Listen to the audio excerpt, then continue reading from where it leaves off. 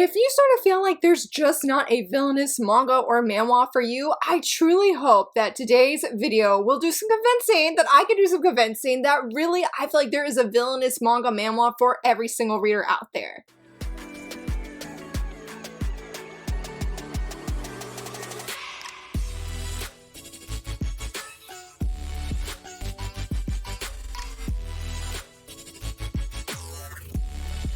Hello friends, happy Wednesday. Today is the official kickoff of my villainous event. I'm so excited that you're here, so excited that through all of October, we're going to be talking about only villainous stuff, or villainous titles, villainous heroines, all of the villainous, now, you know, minus what I'm reading videos on Sunday and on Mondays, the manga news and anime videos, but all of the reviews, all the shoujo quizzes, all of that, I plan to make villainous themed, and I'm really excited. And if you haven't already seen that round 3 of voting is live, unfortunately I didn't have a video on Monday due to my kiddos being sick and me having some really weird side effect to a vitamin I took. So yeah, definitely be sure to get your votes in, because some of the titles, at least one of them I believe, two of them is actually going to be featured in this video. Voting is going to be closing this upcoming Saturday at 9 a.m. Eastern, so I'm really hyped as I film this video. It's too early to say what is in the lead, what is going to win, because it's been going back and forth all morning as of the time that I was looking at it, at least. Now, if you saw my community post on Sunday, I said that today's video was going to be like the top 5 manga manhwa titles you must read. And as I was going to prepare for this video, I realized that my picks that I had in mind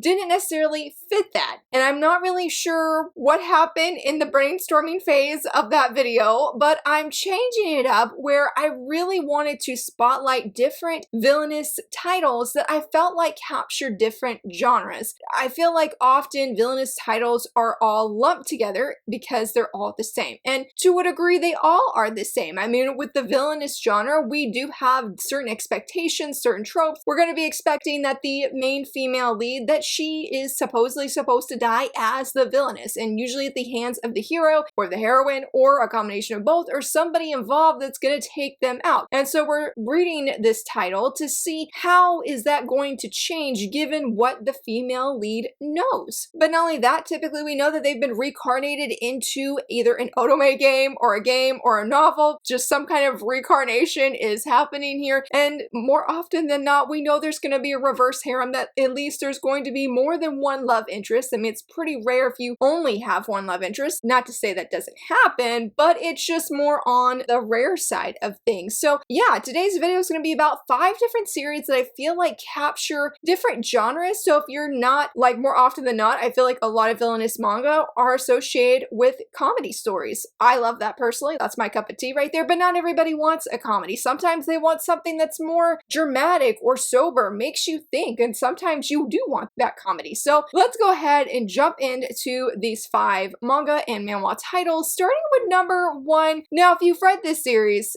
hear me out, okay? There's a reason I'm choosing this as my first one, and that is 7th Time Loop. The villainess enjoys a carefree life with her worst enemy. I think that's the full title. To her worst enemy. Yes. Now, if you've read this series, or maybe you've seen the anime, you might be thinking, well, Laura, you know, based off what you just said, that doesn't really hit these beats. And I do feel that's necessarily true, but let me tell you what it's about, and I'll tell you why I'm choosing this one. So it's about our main female lead. I believe her name is Rishi, is how you say it. I hope I'm saying that right. She is stuck in this time loop. When she reaches a certain age, she always ends up dying, and doesn't matter how many times or how many ways she's tried to avoid that death, she still keeps dying at the hands of one certain character who happens to be the male lead, and that is Arnold. So in this 7th time loop, after being reincarnated, despite the many different lives that she's lived, and again trying to change things, she's like, this time I'm gonna do everything in my power to have this free, easy going life. And not only that, she ends up marrying him in this 7th time loop. So it's her story, yes, of trying to avoid her death, obviously, but also using knowledge from her previous lives to help aid her in changing what she feels like is going to be the expected, like, timeline for her life. Like, she wants to avoid her death in this timeline as well. And so sort of being close and being even engaged slash married to her worst enemy, maybe things will be different this time. Now, here's the thing. When you you read or you watch Seventh Time Loop, our female lead really isn't a villainess. I mean, she has the typical opening of we see her, we meet her, and she's being dumped by her fiance, declaring like, hey, you've done some bad crimes, we know it's you, you're berating, you're bullying my new fiance whom I've always loved and is the sweetest person in the entire world. You know, that kind of thing that's happening, which is very common in villainous manga and manhwa, by the way. And so I guess because the story sets up in that kind of way, it sort of makes it seem like, yeah, she is a villainess, but she hasn't done anything wrong. She's just stuck in this time loop, having to replay this same scene that is like the beginning of her demise for it to just be where she's slayed at the hands of Arnold, which is ultimately her demise in itself. I think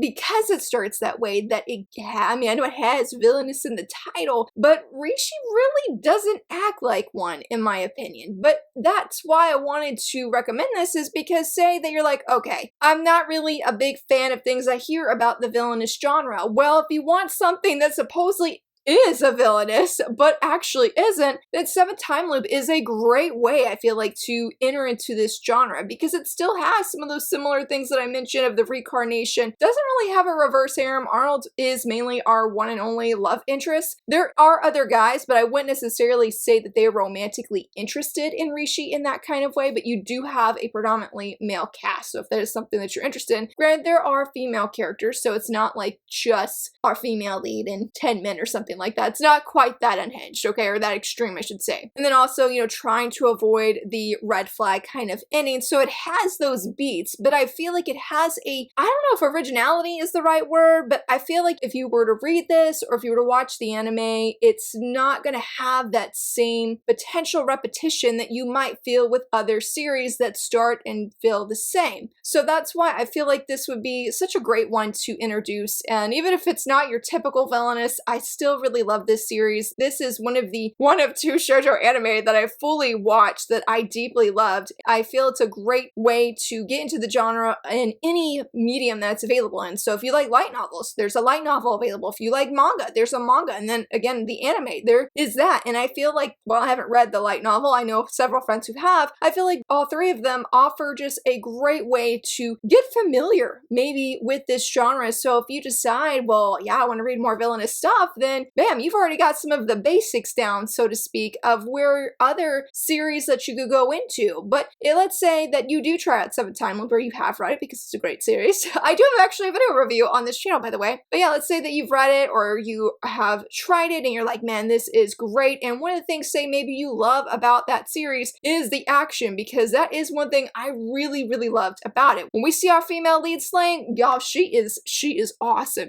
One of my favorite scenes is actually when she breaks out of this room that she'd been kidnapped and put in here, and yeah, she shows up and she shows out how it's done. Like, it was great. I really loved it. I loved how everything looked, how she looked, and the anime definitely did that scene justice. But let's say, yeah, you really like that, and let's say you also want a plot that's not really heavy on romance, because maybe you're not really a big romance reader. I haven't read this one for number 2, but it is in my event, and I'm gonna say, may I ask one final thing? From what I've heard from friends who have read it, as well as what I have read like online with reviews and a blurb, it starts off with that villainous opening that I was mentioning, of your cliche one, where it opens up and Scarlet, our female lead, she's being told by her fiance, I'm dumping you, we're breaking off the engagement. The thing is unlike other villainesses in this genre, rather than fighting back by living differently, our female lead Scarlet actually does fight back. I think it says in the blurb that she asks, and that's part where the title comes in, may I ask one final thing? And she basically, her final thing is, can I beat you guys all up before I go? And I'm not really sure where the story goes after this original opening, or just maybe this first volume, but it has been nicknamed the Punchy Villainess, because she takes action in her hands. And I sort of feel like of all of the titles I'm mentioning today, that Scarlet really does seem to live out an actual villainous vibe, because that is something I've heard a lot of people say that is lacking, that villainous heroines don't really act like a villainess. They're not acting like a bad guy, but Scarlet is not afraid to be in that position to be a bad guy. She's not going to try, I mean, maybe she tries to change her red flag ending, but it doesn't really feel like she's being timid at all. She's taking taking matters into her own hands, and she's not afraid to beat people up whenever she needs to or whenever she wants to. I saw a review this morning actually saying that they felt this was a very, hesitant to word it this way, but they felt it was very shonen-y action. Typically, I feel like that's not something you would associate with villainous manga. I mean, or even manhwa. Like, you're really, at least for me, I think it's gonna be funny. It's gonna have that humor that I really enjoy. But this one may have that humor. But I think if you're really looking for something that may have a subplot of romance, but is never the focus, and you're seeing this female lead go out there and kick people's butt, like, this seems your series. I'm really excited that as of filming this video, that it is in the top 3 most voted. That could definitely change because at the end of round 2, when I thought was gonna make it, there were people that came and rallied for a certain series and it went to the 3rd round. So I have no doubts things could change, but I hope that this is an accurate way to describe this series and really lives out that, really, if you're just wanting something more action-based, yeah,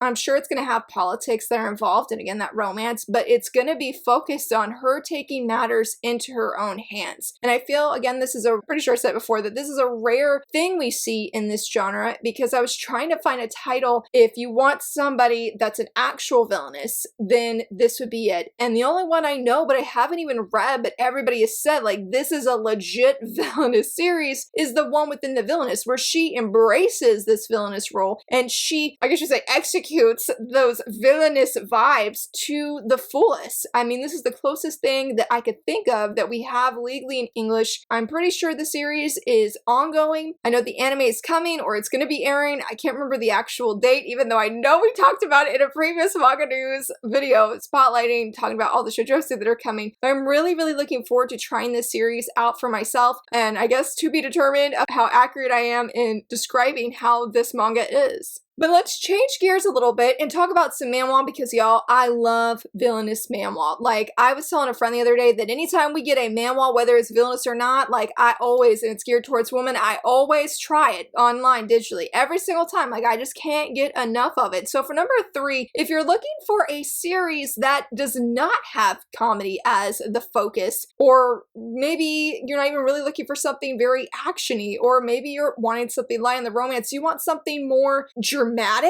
I think of drama, but not in like over the top. I'm sort of unsure of how to explain that. I would say more sober, though, is what I would say. I would recommend Kill the Villainess. Now, I've only read volume 1 of this, and this is definitely the most sober villainous story I've ever read. It is about our main female lead. Her name is Eris, and she has been reincarnated as the villainess. I believe it was in a novel, and she knows what's supposed to happen. She knows she's going to get framed and how she is supposed to die in this series. The thing is, unlike other majority of villainous, where they're like, okay, well, I'm about to die, I want to avoid this, Eris is like, no, I'm not going to try and be friends with the cast of characters in this series. I'm not going to try and change the plot just to avoid my own ending. In fact, no, I want to be taken out so that I can go back to my original world in Korea. Everything that Eris is aiming to do right now is to get out of this world. She doesn't care how that happens, and I would say trigger warnings, because yes, Eris does unfortunately try to take her own life to escape this novel. She's not happy to be reincarnated as a villainess in this series. She's not happy to be reincarnated in general, but especially as this villainess, where she feels she has no control over her actions. When she is trying, unfortunately, to injure herself, the novel stops her from allowing that to happen. Like, let's say, because I can't remember all the different ways, like she did several, unfortunately. But for example, I'm pretty sure she tried drinking poison. Rather than dying, she gets an upset stomach, and the maids are just concerned that maybe she ate something bad, when that was not the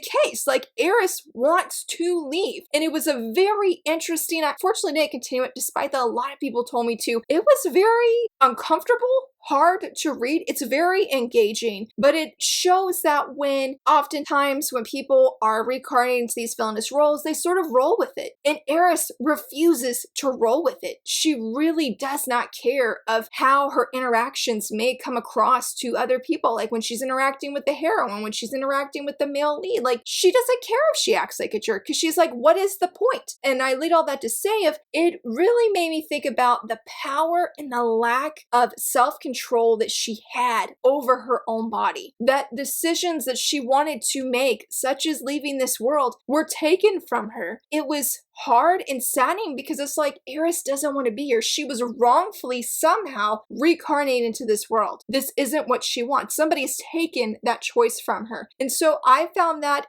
thought process, you know, how would I handle, I mean, as much as I love villainous series, how would I handle if I was put into a villainous role in an otome game or whatever, and I felt I had no power, no say over my life, over even basic decisions. I mean, this is more on the extreme side for Eris of how she's trying to escape this world, but I mean, she can think what she would like and whatnot, and she can say things, but she cannot change the plot at all. And that's usually a thing that we like seeing in villainous stories, is we like seeing how the plot will change. And I'm sure the plot will, but right now at the beginning, it is just hard and saddening to see how Eris is just depressed and devastated that she cannot leave this world. And so I feel like this raises some good questions about our choices that we make and why we may feel a certain way, and how much do we let the people around us influence what we say, what we think, or what we do. And granted, I mean, Eris knows the cast of characters. She knows what they're going to do. She knows what they're going to say. But I feel like it really just raised some very interesting points that I do think is a must read in the genre when you're looking for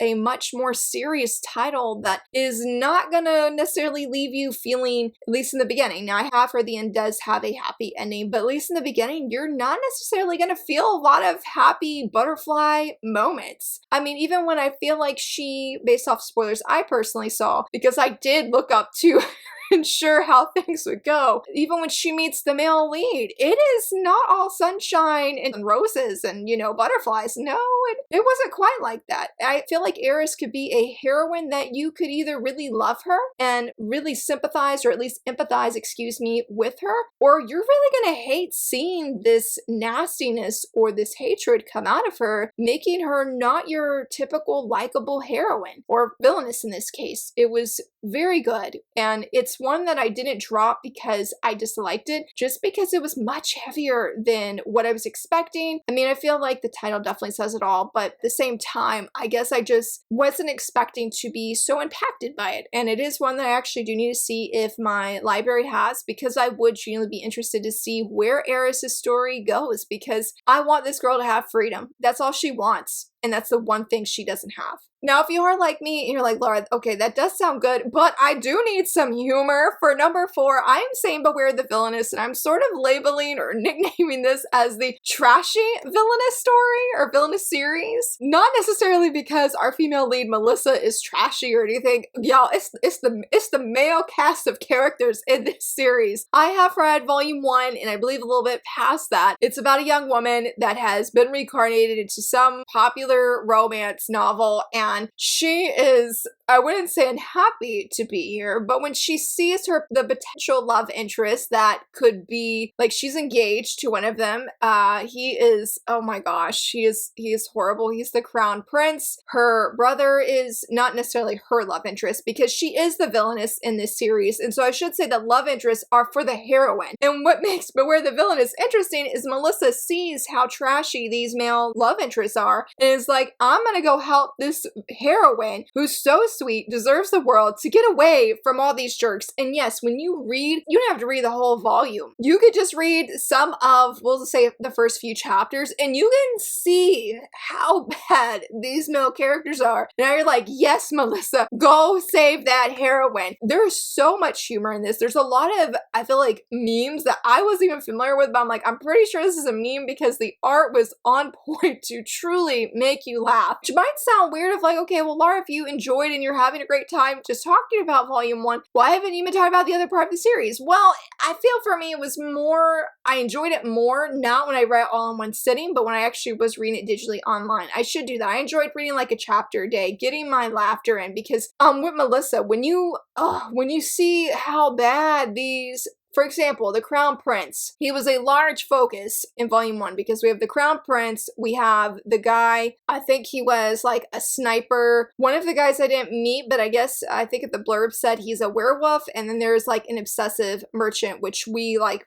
sort of briefly meet him, I think, near the end. It mainly focuses on the sniper and the Crown Prince. And the Crown Prince is just so delulu when he's engaged to Melissa. And before our female lead is reincarnated into the body of Melissa, she is obsessed with the Crown Prince, but she also has these tantrums, and she is known to attack these women because he is a straight up cheater and player. When he's with these other women, blatantly in front of Melissa, she attacks the woman rather than him. And I'm like, dude, this guy is fully need to take responsibility. So when she's reincarnated to, Melissa, well known in this story, she's like, okay, I'm done. Let's break the engagement. And he's just like, why would you ever want to break up with me? I'm the most beautiful man, and you should forgive me, and just a long list of reasons, despite him not loving her, of why she can't leave him. And it's just I know that's not really explaining much. It's just so angering having a large dose of the stupidity of this man and the audacity that he has that Melissa can never leave. But he's like, I want to keep being with these other women, but you can't leave. I'm like, bro,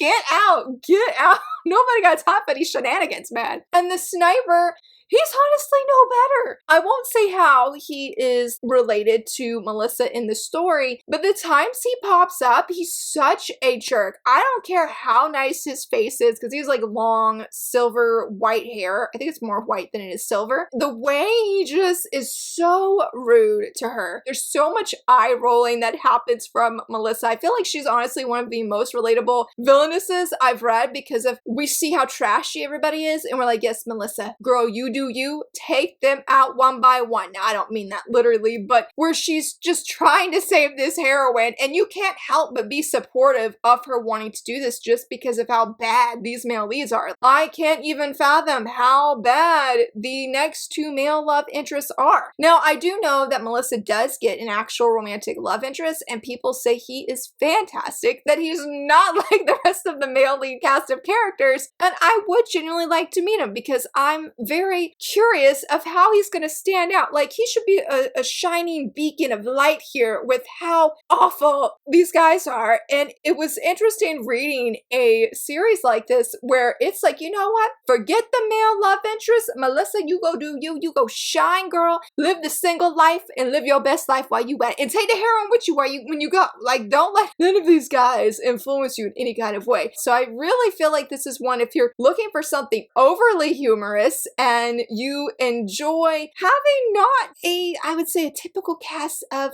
characters for a reverse harem, like where you're really struggling of like, their looks can't save them. Their looks cannot save them 100%. They cannot. I think the blurb even says that they're all trashy, and I just feel like that is so on point. Like, whoever wrote the blurb for this manhwa, they knew what they were doing, and I feel like they did the series justice. So yeah, definitely for comedy, if you need some trashiness, if you need somewhere like I could just hate a whole bunch of characters, like I don't typically feel that, but I do feel like that could be very much a thing. This is a good one to try out. I don't know how this one ends. I haven't actually looked up spoilers for this, and I should go back on Tapas, because again, I enjoyed what I liked, and I was able to do okay when I didn't have all that delulu by the Crown Prince in one go. Like, oh gosh, like please, just he needs to go. Like, I'd be curious to know just how his series ends, because there ain't no way that guy's gonna change and do like a 180. Like, he needs to do a 180 though, but I don't know how it's gonna go down with these male interests. Like, they're just so unhinged. Now, I can say, to sort of link back to what was originally going to be the video of top 5 series you must read that are villainous. Now, I can say, if there was one villainous series I would recommend, you guys probably know what it is. Talked about it a lot on this channel, and that is Villains Are Destined to Die. I should have actually pulled out my copy, because I didn't think about doing that until literally just now, and I don't know where it's at. It's somewhere on my shelf. So yes, I love this series so incredibly much. Penelope has my heart. She is my best girl. If you saw my latest profile picture, and in this it's me and my best boy Hinata, and the doll that I'm holding is of Penelope. Like, I love Penelope so incredibly much. But in case if you haven't heard me yap about this series before, you're not familiar with it. It is about our main female lead, Penelope, who has been reincarnated into an otome game. When she was a student living in Korea, her friends were talking about this game. I forget the name of it, but they're like, yeah, this otome game's so good. And she's like, you know, like, whatever, it's probably not. But she ends up playing it and ends up getting hooked. Like, she plays the entire game where you play from the heroine's perspective. And then when she beats all of it, she finds out there is another route, another aspect of this game where you can start as the villainess. Unlike the heroine who had, when it came to the percentage of the love interest, because if you got 200%, then it was like an instant win, where that love interest and the heroine were in love and they have a happy ending and get married and whatnot. Well, she starts, we'll say on heroine mode, it was like 20 or 30%, but on villainous mode, where you play as Penelope the villainess, you are at 0% or in the negatives. Like, you're really, really low. Anything you say or do can be turned against you in a physical way where you were taken out. And so when the before, like pre-Penelope, when she is in Korea, she cannot beat it. She cannot beat it. Like, she keeps dying in game. And so finally she sort of collapses after like playing all night, like collapses as in she went to sleep. And when she wakes up in the body of Penelope in the otome game. And she's being confronted by one of the love interests who is more or less looking at her with like daggers in his eyes kind of thing. And she is shocked. And so now she's trying to navigate her new life in the body of a villainess in a game she couldn't beat on hard mode. She couldn't beat as the villainess. I love so much of this series. I feel like it is, for me, I'm biased. I'm biased. I feel like it is one of the best, if not the very best villainous story I've ever read. I feel like while I've read other villainous series before this, I do feel like this is the one that really got me hooked on the genre. I feel like this has something different than other villainous series I've read because I had a genuine sense of fear for Penelope's life. I feel like it's not unheard, not uncommon, that the villainess, as we've said, is going to supposedly be taken out, that she's supposed to die according to the original route, and them changing that. That's not new to me. That's not a new or foreign concept, but when it came to villains who are destined to die, to really feel and really think she's gonna die was not something I was accustomed to. It was the first time, and even gives me goosebumps now, where I remember being on my couch and I kept thinking, like, when she meets Callisto, I'm like, she's not gonna die. Like, she's the heroine, she can't die. Like, she can't. And I kept telling myself that, and I kept getting more anxious because I'm like, she can't die. She's the heroine. Oh, the villainess, but like, she's the main female lead. Like, the story can't go on without her. But I was starting to like hold my breath. I was starting to panic, and I'm like, okay, this is really real. Like, Penelope's gonna really die. Like, I'm scared. I'm scared. And that feeling has remained true as the series has gone on, even up to the latest volume. Even when I know spoilers, I'm still like, Penelope may die right here. You know, like, it's very intense. So it has some great humor woven throughout. So it's not so heavy in the sense of this fear that I'm having for Penelope or the intensity of these male leads, because yes, hello. Are all of them just out trying to kill her? Like, okay. You know, like, things go a little bit better as the story goes on, but there's still, that fear is there and it remains. It may be a little bit lesser in certain scenes, but thankfully, again, it weaves in some humor and some really great moments for Penelope. But I don't know how she can get out of her bedroom and face these guys, where any wrong word, any wrong move, that her life is over. Her life is forfeit. And in the beginning, we see that she's like, well, okay, if I've just been reincarnated in a game, maybe if I'm really taken out, I'll go back to Korea and everything will be fine. Things were not fine for Penelope in Korea. I'm blanking on her name, her real name right now. Things were not good. She had a really rough life. And so it's not any better in this world. It's not good in any world, honestly, but at least she would have control for actions, because in the beginning, similar to Kill the Villainess, in the sense Penelope has no power or control over her life. When she first gets an interaction, Penelope does, she is given 3 different options, like if she was really in the actual game. And depending on which one she chooses, you know, determines what's going to happen. And since she played at least some of the game, she knows if she chooses certain ones, that's it. It's game over. But to tie that in is she sort of feels she gets to a point, because thankfully she's able to lose those options, those choices that where she has to choose and can speak freely. Well, she sort of thinks, well, maybe if I'm taken out, I'll go back to Korea. But when it comes down to the moment where this could be it, where she could be taken out and go back home, she questions, if she dies right now,